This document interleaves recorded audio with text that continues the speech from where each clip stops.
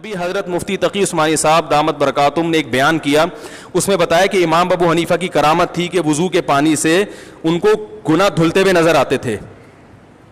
اس پہ وہ مشہور زمانہ فتنہ نے باقاعدہ قہقے لگا کے ہنسائے. وہ اتنے بڑے عالم جن کی حرمین کے ائمہ ان کا احترام کرتے ہیں, ان کے استقبال میں کھڑے ہو جاتے ہیں.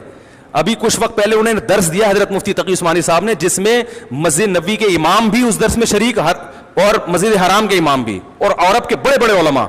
5 سال حضرت مفتی تقی عثمانی صاحب مکہ اور جدہ کی جو کمیٹی ہے نا, جس میں کئی ممالک کے علماء ہیں, ان کے سربراہ تھے. اور سعودیہ کے جو مکہ کے رئیس تھے وہ حضرت مفتی تقی صاحب کے نائب تھے. عرب کسی کو اپنا امیر اتنے آرام سے تسلیم نہیں کرتے. عرب میں عصبیت بہت ہے, لسانیت بہت ہے. حضرت مفتی تقی عثمانی صاحب نے اپنے تقوی اور علم کا لوہا منوایا ہے, مانا ہے انہوں نے کہ بھائی یہ اس معاملے میں امیر ہے. اس کا ایک انجینئر مذاق اڑا رہا ہے اتنے بڑے عالم کا, اور ہنس رہا ہے تکبرانہ ہنسی کے ساتھ. تمہاری اوقات کیا, تم ان کے ٹخنے کے برابر نہیں ہو. اور نیچے میں نے لوگوں کے کمنٹس دیکھے, سب اس کو اپریشیٹ کر رہے ہیں کہ لگے رہو ان مولویوں کو لگام دے کے رکھو. تو بھائی آپ جاہل ہو.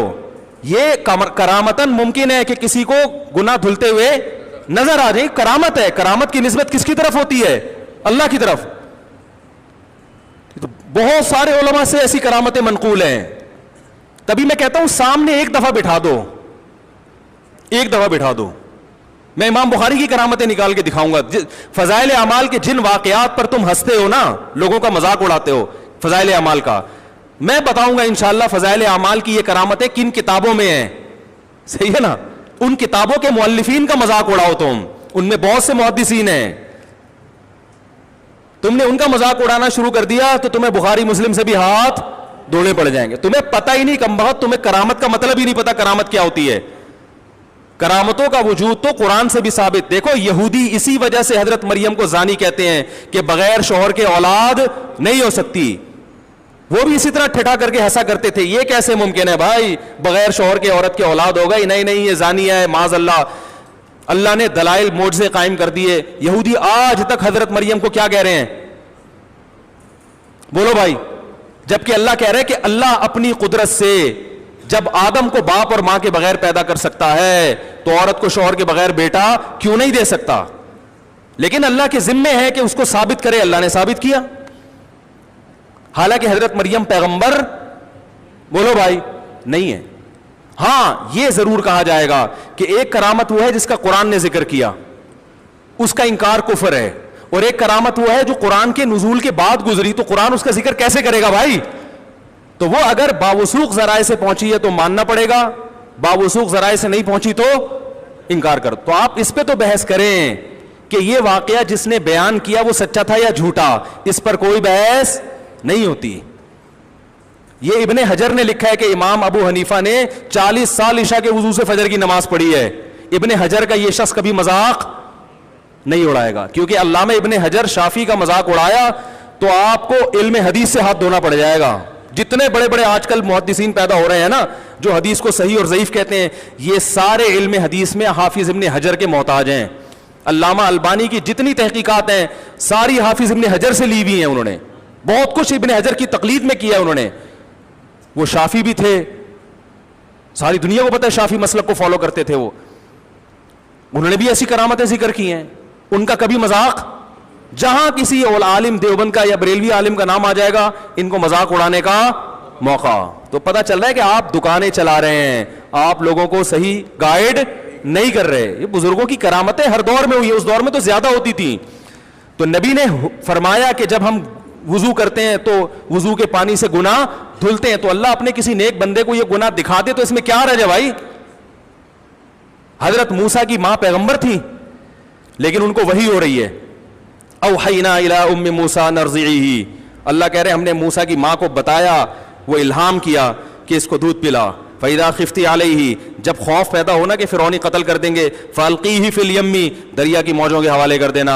وَلَا تَخَافِي وَلَا تَحْزَنِي, ڈرنا نہیں غم نہ کرنا. یہ الہام پیغمبر کو ہو رہا ہے, غیر پیغمبر کو. عورت تو پیغمبر بن ہی نہیں سکتی, اور ایسا پکا الہام تھا کہ قرآن کہہ رہا ہے انا رادوہ الیک، اے موسیٰ کی ماں غم نہ کرنا، ہم اسے تیری گود میں پہنچا کے چھوڑیں گے اور اسے پیغمبر بنا کے چھوڑیں گے. اور پھر حرمنا علیہ المراضع، فرعون کے محل میں دودھ حرام ہو گیا اس کے اوپر. وہ بچے کو واپس گھما کے لے کر آئی، ماں کی چھاتیوں سے منہ لگایا، دودھ پینا شروع کر دیا. اللہ فرماتے ہیں ہم نے یہ اس لیے کیا تاکہ موسیٰ کی ماں کو یقین ہو جائے ان وعد اللہ حق، ان کی اللہ کا وعدہ سچا ہے. پتہ چلا الہام اتنا طاقتور تھا کہ ان کو یقین ہو گیا کہ یہ کس کی طرف سے ہے، من جانب اللہ. تو قرآن سے پتہ چلتا ہے کہ غیر نبی کو ایسا الہام ہو سکتا ہے جس میں اس کو یقین ہو جائے کہ یہ کس کی طرف سے ہے، اللہ کی طرف سے.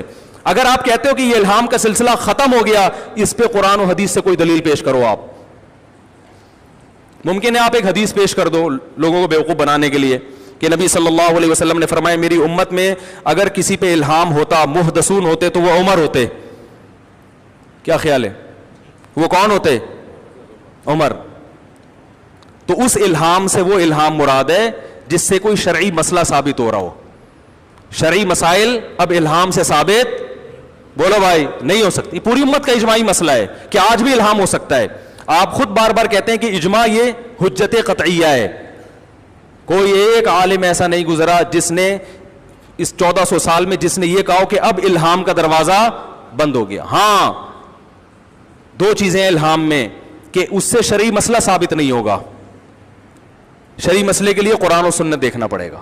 یعنی کوئی کہے مجھے الہام ہوا ہے کہ جی وہ داڑھی کاٹ لوں، تو یہ الہام معتبر نہیں ہے، یہ شیطانی الہام ہے. نمبر دو، الہام جس پر ہو رہا ہے اس کو اگر اللہ کی طرف سے ایسے قرائن مل گئے کہ اس کو یقین ہو گیا کہ اللہ کی طرف سے، تو اس کے حق میں حجت ہے. دوسرے کے حق میں حجت، کیونکہ ہمیں کیا پتا سچ بول رہا ہے کہ جھوٹ بول رہا ہے. تو اگر کوئی شرعی مسئلہ ثابت نہیں ہو رہا، بیان کرنے والا بھی ثقہ ہے اور جس کے ساتھ پیش آ رہا ہے اس کو بھی امت ولی اللہ مانتی ہے. امام حنیفہ کو تو آپ بھی ولی اللہ مانتے ہو، ساری دنیا مانتی ہے. تو پھر بلا وجہ انکار کرنا اور انکار کرتے ہوئے مذاق اڑانا، اور ایسے موقع پہ مذاق اڑانا کہ اس کو نقل ایک ملک کے ایک بڑے نامور عالم کر رہے ہیں جن کو پوری دنیا مانتی ہے، تو یہ آپ کے فرعون اور متکبر ہونے کی دلیل ہے. اور ایسے لوگ جب اوپر جاتے ہیں اتنی اسپیڈ کے ساتھ اللہ ان کو ذلیل کرتا ہے اور ایسا لگ رہا ہے کہ اللہ نے کرنا شروع کر دیا. سمجھ میں آ رہی ہے بات؟ تو الہام بھی ہوئے ہیں، بزرگوں کی کرامتیں بھی ہوئی ہیں. ایک صاحب کہنے لگے وہ فلاں نے بزرگ نے کشتی فلاں کی پار لگا دی تھی. میں نے کہا اگر وہ یہ سمجھتے ہیں کہ اللہ نے پار لگائی تھی کشتی اور ان بزرگ کو ذریعہ بنایا، تو اللہ دنیا کا ہر کام کر سکتا ہے. جب اللہ سلیمان علیہ السلام کے دور میں، سلیمان علیہ السلام کے محل میں ایک بزرگ نے کہا تھا کہ آپ کی پلک جھپکنے سے پہلے میں تخت اٹھا کے لے آؤں گا، تو کشتی یہاں سے وہاں کرنا زیادہ مشکل ہے یا ملکہ سبا کا اتنا موٹا تازہ تخت پلک جھپکنے سے پہلے اٹھا کے یہاں لانا مشکل ہے؟ تو کیا وہ مشرک ہو گئے تھے؟ ارے سلیمان علیہ السلام کے دور میں سلیمان علیہ السلام نے کہا کون ہے جو ملکہ سبا کا تخت اٹھا کے لائے گا؟ ایک جن نے بولا کہ میں لے آؤں گا آپ کی مجلس برخاست ہونے سے پہلے. ایک بزرگ بیٹھے ہوئے تھے، انہوں نے کہا کہ میں پلک جھپکنے سے پہلے لے آؤں گا، اور یہ کہا اور تخت حاضر. تو یہ شرک ہو گیا. اگر یہ شرک ہے تو قرآن شرک کو کیا کر رہا ہے؟ پروموٹ کر رہا ہے. تو بھائی ہم یہی کہتے ہیں کہ وہ بزرگ نے یہ کام کس نے کیا؟ اللہ نے. ہاتھ کس کا استعمال ہوا؟ بزرگ کا. تو ایسے ہی کوئی توحید پرست بزرگوں، ان کے بارے میں کسی توحید پرست نے لکھا ہو کہ انہوں نے فلاں کی کشتی پار لگا دی تھی اور اس کا مقصد یہ ہو کہ لگائی اللہ نے تھی، ہاتھ کس کا استعمال ہوا؟ ان کا. تو یہ عین ممکن ہے. اس پہ کلپ بنا کے لوگوں کو الو بنانے کی کوشش کرنا اور توحید کا ٹھیکیدار بننے کی کوشش کرنا، اس سے بیوقوف لوگ الو بن جائیں گے. جو پڑھے لکھے ہیں، جو واقعی توحید کی حقیقی اور کرامت، توحید اور معجزے میں فرق جانتے ہیں، وہ اس سے الو نہیں بنتے. ہاں یہ ضروری ہے کہ ایسے واقعات مستند ذرائع سے ملنے چاہیے. تو آپ ان کی سند پہ بحث کریں. واقعہ کی نفی کر دینا اور مذاق اڑا کے، یہ آپ کے بیوقوف ہونے کی، جاہل ہونے کی دلیل ہے. سمجھ میں آ رہی ہے بات کہ نہیں آ رہی ہے؟ اور اس میں مجازن غیر اللہ کی طرف بھی نسبت کی جاتی ہے کہ فلاں نے کر دیا. جیسے جبریل علیہ السلام حضرت مریم کے پاس آئے اور کہنے لگے کہ میں چاہتا ہوں کہ تجھے ایک بیٹا، اللہ نے مجھے بھیجا لِأَهَبَ لَكِ غُلَامًا زَكِيًّا، میں تجھے ایک بیٹا گفٹ کرنا چاہتا ہوں. حالانکہ اولاد دینا کس کا کام ہے؟ اللہ کا. لیکن اللہ چونکہ جبریل کی پھونک کے ذریعے دے رہے ہیں تو جبریل نے نسبت کس کی طرف کر دی؟ اپنی طرف. تو ایسے ہی بعض دفعہ کتاب کے مؤلف لکھ دیتا ہے کہ فلاں بزرگ نے کشتی پار لگا دی, تو ان کی نیت یہ نہیں ہوتی, ان کی نیت اللہ نے لگائی ہے لیکن ہاتھ اللہ نے ان کا استعمال کروایا ہے, تو اس لیے مجازن نسبت ان کی طرف. اب اگر کوئی سمجھے کہ انہوں نے اپنے ارادے سے یہ کام کیا تو وہ تو کافر ہے, لیکن کوئی سمجھے کہ اللہ نے کیا ہے تو وہ کافر نہیں ہے, عین توحید پرست ہے, اس لیے کہ وہ اللہ کی طاقت اور قدرت کا قائل ہے کہ اللہ تو بہت کچھ کر سکتا ہے بھائی.